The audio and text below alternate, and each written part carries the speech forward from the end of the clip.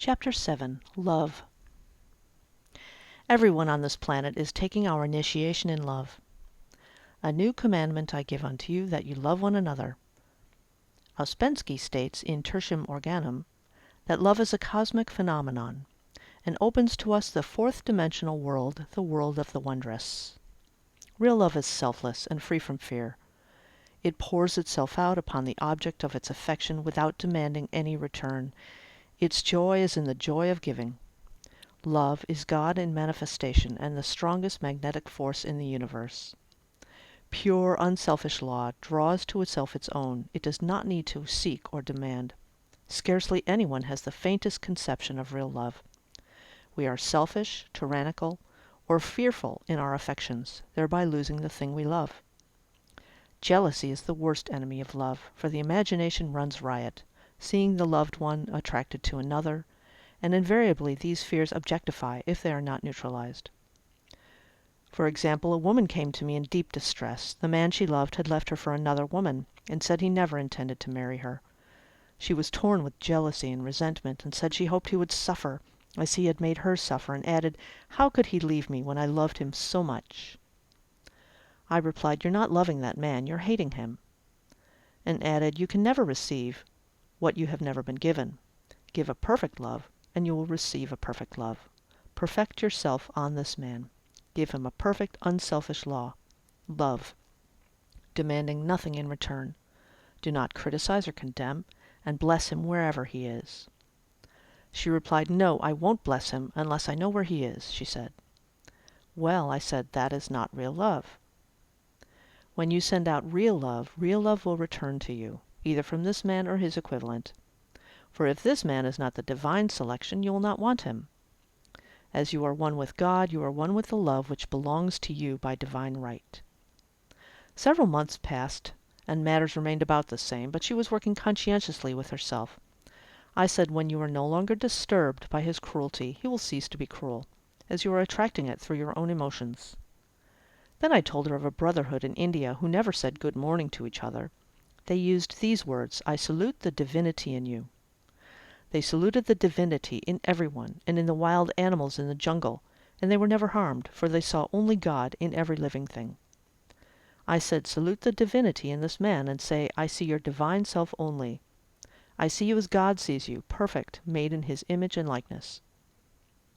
She found she was becoming more poised, and gradually losing her resentment. He was a captain, and she always called him the Cap. One day she said suddenly, "God bless the Cap wherever he is." I replied, "Now that is real love. And when you have become a complete circle and are no longer disturbed by the situation, you will have his love, or attract its equivalent." I was moving at this time, and did not have a telephone, so was out of touch with her for a few weeks, when one morning I received a letter saying we are married. At the earliest opportunity I paid her a call. My first words were, "What happened?" "Oh," she exclaimed, "a miracle."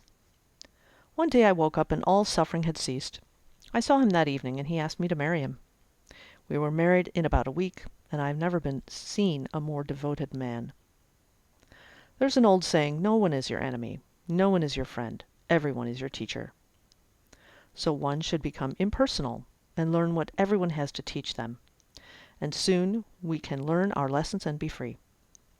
The woman's lover was teaching her selfless love, which all of us sooner or later must learn.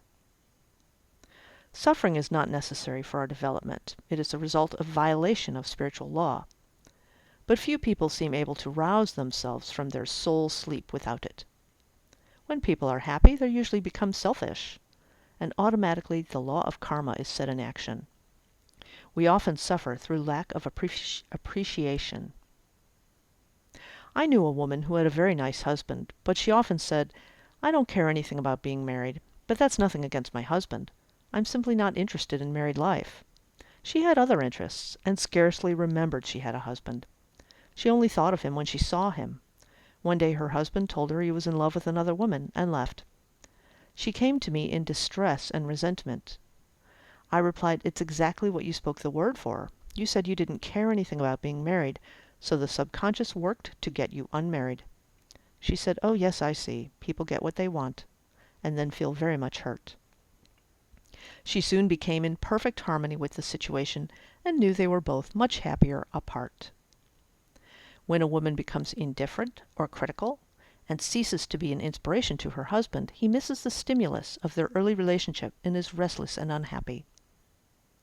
A man came to me dejected, miserable, and poor. His wife was interested in the science of numbers and had had him read. It seems the report was not very favorable, for he said, "My wife says I'll never amount to anything because I am a 2." I replied, "I don't care what your number is. You are a perfect idea in divine mind, and we will demand the success and prosperity which are already planned for you by the infinite intelligence." Within a few weeks he had a very fine position, and a year or two later he achieved a brilliant success as a writer. No one is a success in business unless he loves his work.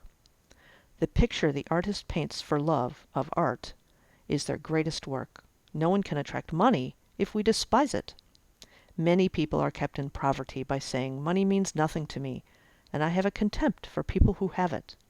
This is the reason so many artists are poor. Their contempt for money separates them from it.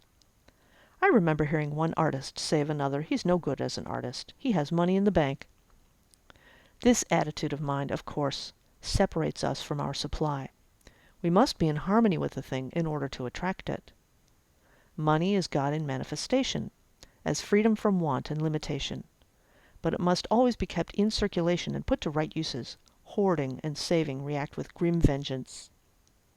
This does not mean that we should not have houses or lots, stocks or bonds. It means we should not hoard even the principal if an occasion arises, when money is necessary. In letting it go out fearlessly and cheerfully, we open the way for more to come in, for God is our unfailing and exhaustible supply. This is the spiritual attitude towards money, and the great bank of the universal never fails. We see an example of hoarding in the film production of Greed. The woman won $5,000 in a lottery, but would not spend it. She hoarded and saved, let her husband suffer and starve, and eventually she scrubbed floors for a living. She loved the money itself, and put it above everything. And one night she was murdered and the money taken from her. This is an example of where love of money is the root of all evil. Money in itself is good and beneficial, but used for destructive purposes, hoarded or saved, or considered more important than love, brings disease and disaster, and the loss of the money itself. Follow the path of love, and all things are added, for God is love, and God is supply. Follow the path of selfishness and greed, and the supply vanishes, or we are separated from it. For example, I knew the case of a very rich woman who hoarded her income. She rarely gave anything away, but bought and bought things for herself. She was very fond of necklaces, and a friend once asked how many she possessed. She replied, 67. She bought them and put them away, carefully wrapped in tissue paper. Had she used the necklaces, it would have been quite legitimate, but she was violating the law of use. Her closets were filled with clothes she never wore, and jewels which never saw the light. The woman's arms were gradually paralyzed from holding on to things, and eventually she was considered incapable of looking after her affairs, and her wealth was handed over to others to manage. So we, in ignorance of the law, bring about our own destruction.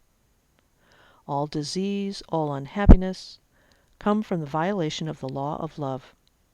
Our boomerangs of hate, resentment, and criticism come back laden with sickness and sorrow. Love seems almost a lost art, but the one with the knowledge of spiritual law knows it must be regained, for without it we have become a sounding brass and tinkling cymbals. For example, I had a student who came to me, month after month, to clean her consciousness of resentment. After a while she arrived at the point where she only resented one woman, but that one woman kept her busy. Little by little she became poised and harmonious, and one day all resentment was wiped out. She came in radiant and exclaimed, "You can't understand how I feel." The woman said something to me, and instead of being furious, I was loving and kind, and she apologized, and was perfectly lovely to me. No one can understand the marvelous lightness I feel within. Love and goodwill are invaluable in business. For example, a woman came to me complaining of her employer. She said she was cold and critical, and knew she did not want her in the position. Well, I replied, salute the divinity in the woman and send her love. I can't, she said. She's a marble woman. I answered, you remember the story of the sculptor who asked for a certain piece of marble. He was asked why he wanted it, and he replied because there is an angel in the marble, and out of it he produced a wonderful work of art. She said, very well, I'll try it. A week later she came back and said, I did what you told me to, and now the woman is very kind, and took me out in her car. People are sometimes filled with remorse for having done someone an unkindness, perhaps years ago. If the wrong cannot be righted, its effect can be neutralized by doing someone a kindness in the present. Sorrow, regret, and remorse tear down the cells of the body and poison the atmosphere of the individual. A woman said to me in deep sorrow, treat me to be happy and joyous, for my sorrow makes me so irritable with members of my family that I keep making more karma. I was asked to treat a woman who was mourning for her daughter. I denied all belief in law and in loss and separation, and affirmed that God was the woman's joy, love, and peace.